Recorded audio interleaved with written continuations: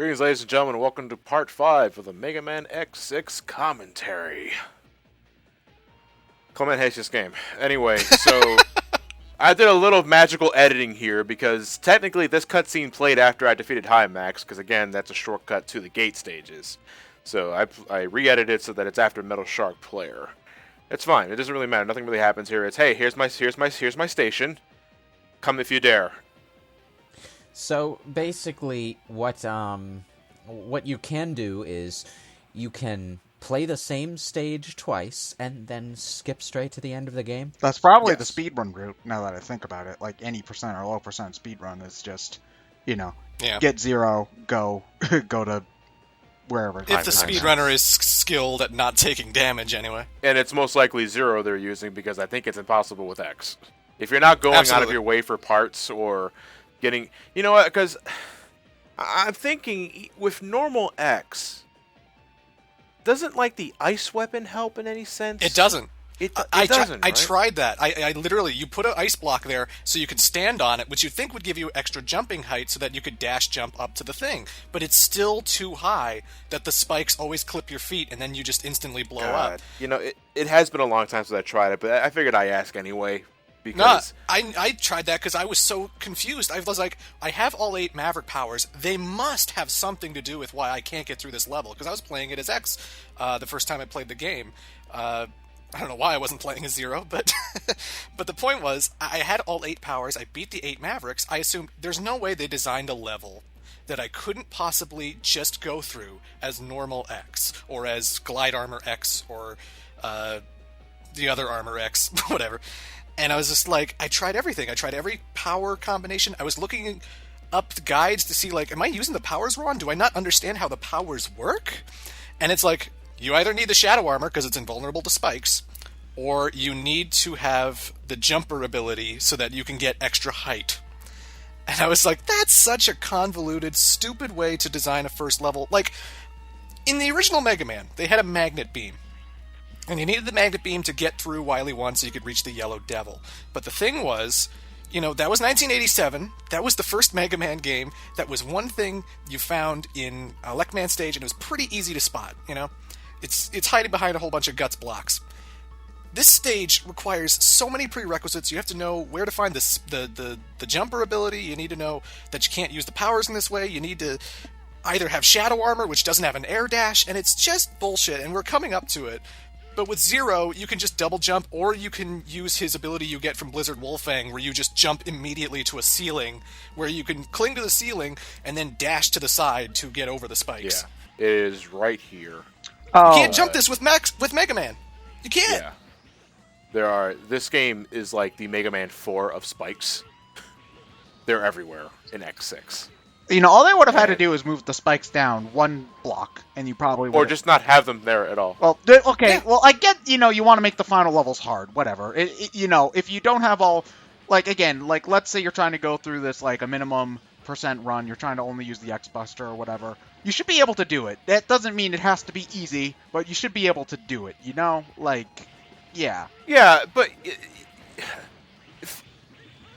normally stage 1 of Final Fortresses don't throw everything in the kitchen sink at you at once. In terms of storyline, Gate knows what he's doing. He's throwing everything at you. And that's great for a villain. But bottom line, when it comes to a game that you play and you want to beat, it's fucking infuriating. And you just want to get on. There's a reason Spiked Wallman is a joke, because nobody's serious about it. No one seriously wants to play that game. If Bowser or Eggman or Wily or whatever knew what they were doing, they'd just put a giant impassable thing of lava in front of their fortress or whatever. This is a video game. You play to have fun. You wanna... You mean the thing we just died to? Yeah, basically. The dreaded Blaze Heatnik's fire has found its way to it. This thing's a fucking stalker. 0, you haven't returned my calls. Oh, okay. I better go hide and repair myself again. It's just the spikes in Gate 1 and the fact that X has to go through all these hoops to jump them. To me, that is sloppy design. And when I look at that, no matter how dull and how boring X7 is, At least they don't do that. At least with a basic Axel, a basic X, a basic Zero in X7, you can still get to the end of the game, no matter how lame it may be. And when I see design like this, it pisses me off, and it makes me think the developers wasted my time. They didn't give a shit about this product. And that's what makes me... This is what makes it the worst game for me. Aside from all the bullshit we've seen in the previous levels, just that moment right there is when I almost, like, threw my controller at the screen. I was so mad. Because you got the slippery incline, you have the instant death fire, and then you have spikes on the walls.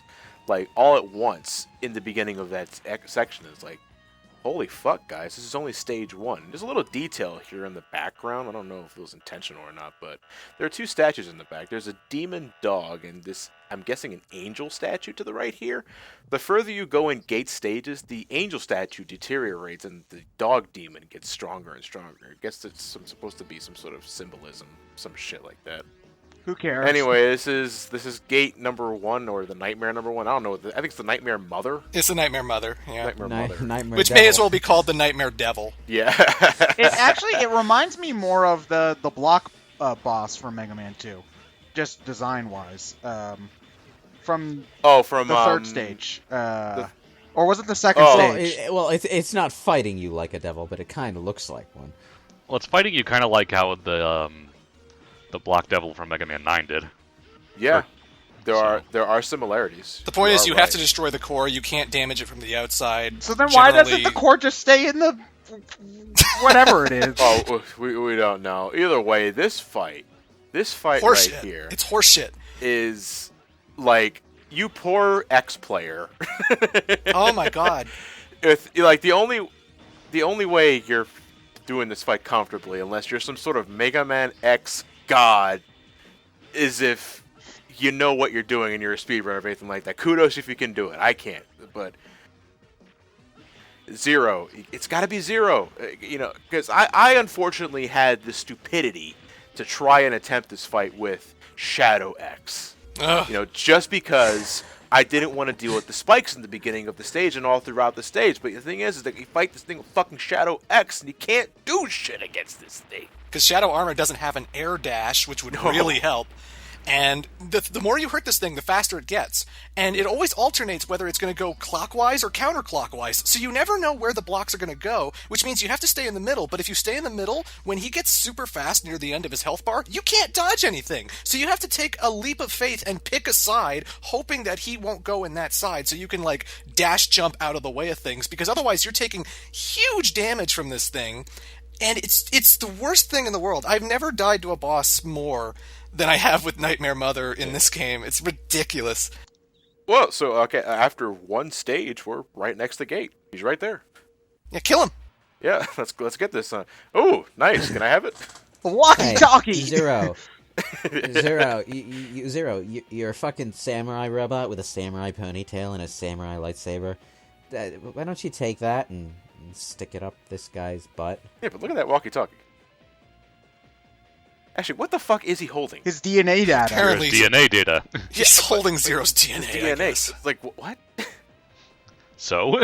By the way, this is another case where Gates says the same exact thing like 3 fucking times here. It's like, your DNA is just fabulous. It couldn't be analyzed. You want to know why it's so fabulous? It couldn't be analyzed. That's what he's saying. I know. But yeah. So spoiler warning. Even though Zero and Gate are clearly I in the could same now room, create perfect and the strongest, Reploids. Yes. God. But yeah, you're thinking, okay, well, like, I couldn't analyze it completely. You just fucking said that. That's 2x6. How dare you? 2. How dare you? Yeah. You looked at my insights. I feel so violated. So Jamie, I'm guessing. I'm just throwing a wild guess out there that you have not touched Mega Man X6 since you did your LP of that years ago. No. I why would I? I don't know. What are you, This is the worst Mega are you Man stupid? game. This is the worst Mega Man game I've ever played. There are a lot of bad Mega Man games out there. I think X7's kind of it's really lame. Okay, now okay. is to destroy the... What? What? Oh, man. Yeah, so we were right next to Gate, and now we're not. Now we're not. Yeah. Now we gotta go through his level to go fight him. What was it, a hologram? He just had like his trap back door, and he just I switched behind. guess. Oh, fuck that. It's What, Mega Man 4 all the over. Mega Man 4 ending. Yeah. He just goes through the trapdoor and that's it.